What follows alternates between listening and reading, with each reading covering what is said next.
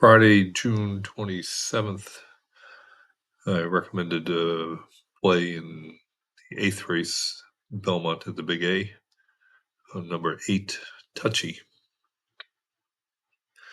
There were a couple scratches in the race, which took a little bit of the value away. But as you can see, Touchy went out to a 4-length lead and was very game in being able to hold off the odds-on favorite Sand Devil to win at 2.2 to 1. So paying $6.40 to win. So happy to go to the bankroll and post up that win. Put a few pennies into the bankroll. As always, when cash a ticket, 7% of the profit goes into the piggy bank in the far right column. And keep trying to inch our way back up to get the bankroll at 400 or over to raise the bet from $5 to $6. Because the amount of the wager is always 1.5% of what's in the bankroll. So, there were definitely money-making opportunities, Aqueduct, on this card. And as always, my selections for the entire card are available on my website, breedingwinners.com. And see in race number 1, my third choice, La Mahena, one paying $6.20. The 1-5 exacta was $9.60. Race 2 was pretty much a gimme with Highland Falls, an easy winner paying $2.40, which made the pick 5 basically into a pick 4. In race number 3, my second choice, Roofer, became my second choice after Late Night Boss scratched. Roofer paid $11 to win. The early pick 3 was $36 because they really overbet America's Back, the number 2. And right there on the sheet it said, don't accept too short a price on America's Back. And I kind of kicked myself for putting America's Back as the top selection. Race number 4, my third choice, Dancing in the Park, one paying $24. And that pick 3 was $137.75. And then race 5, my top pick, she's a little edgy, one paying $7. And the early pick 5 was $1,470.75. And all 5 winners were there listed. And like I said, Highland Falls really made it into a pick 4. Race number 7, my top pick, Iron Max, one paid $2.70. My third choice, the 9, ran second for a $4.30 exacta. In race 8, that was the Touchy race, and Touchy paid $6.40 to win. And with the 4 Sand Devil, the exacta was $5.40, and that daily double was a whopping $4.80 for $1. So definitely some money making opportunities on that card. And we'll go back to Aqueduct for Saturday. And my top pick will come in race number 4, which is a maiden race for 3-year-olds and up, going a mile, claiming price $100,000.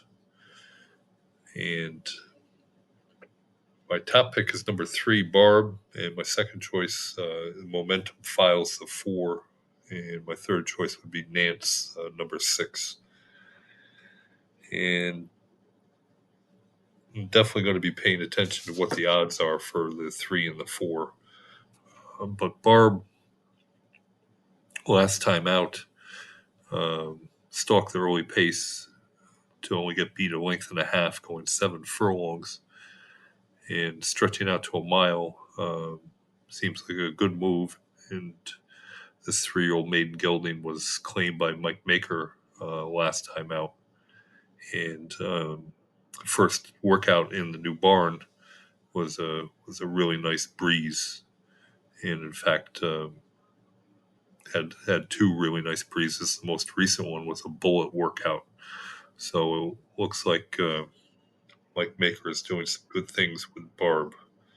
And Momentum Files, the 4 horses, a 5-year-old gelding, only raced 3 times, and coming off a layoff since last October.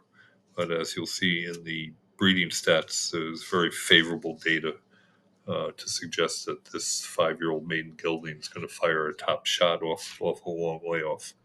So I wouldn't argue with anybody betting either one of them to win. Going to the sire stats for number 3 Barb, the sire's Candy Ride, 78 previous winners over the last 3 years for this type of race, which is a maiden dirt race for older horses.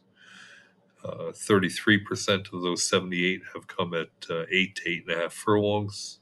The average you see is 26, so nicely above average, and the layoff figure of 155, or 55% above average for getting those maiden winners on 23 to 36 days rest.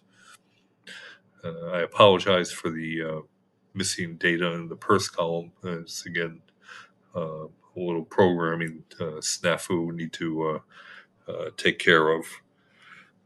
But in a claiming race like this, it's not as vital as when it's a maiden special weight race, at least in my mind. Number 4, you see Momentum Files, sire Uncle Mo. He gets 54% of 95 previous maiden winners at 8 to 8.5 furlongs. Certainly the distance is right for the 4, and coming off a 240-day layoff, the layoff figure of 136 is nicely above average for getting those maiden winners on greater than 60 days rest. Going to the broodmare sire stats for Barb, Flatter has had 82 previous winners over the last 3 years, 34% at the distance in the layoff figure of 133. And Momentum Files, Carson City, 15 previous winners over the last 3 years, 20% at the distance, and a really nice layoff figure of 160 for getting those maiden winners on greater than 60 days rest. And finally, the trainer, Mike Maker for Barb, 45 winners over the last 3 years, 29% at the distance, layoff figure of 112. And Cherie Duvall for Momentum Files, 23 previous winners over the last 3 years, 65% at the distance, and a layoff figure of 316. So she really knows how to get them ready off the long layoff to break their maiden. So see how the horses look before the race, and I could bet either one of them to win. So hope you make the right choice. And we will talk to you again tomorrow.